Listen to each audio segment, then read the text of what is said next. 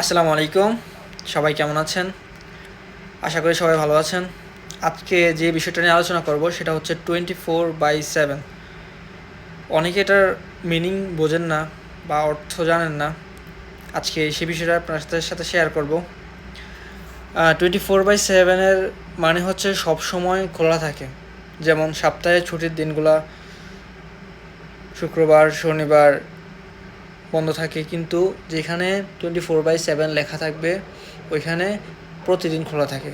আপনারা এই লেখাটা দেখতে পারবেন, যেমন hospital, ATM booth, restaurant etcetera বিভিন্ন জায়গায় লেখাটা দেখতে পারেন। যেখানেই লেখা থাকে তার মানে ওইটা 24 ঘন্টা ওপেন থাকে, ক্লোজ হয় না। এবং কি কল সেন্টারও 24 ঘন্টা খোলা থাকে, হতে পারে কল সেন্টার। আশা করি আপনারা বুঝতে পেরেছেন। ভিডিওটা ভালো লাগলে অবশ্যই লাইক, কমেন্ট, সাবস্ক্রাইব করে আমাদের পাশে থাকবেন। ধন্যবাদ।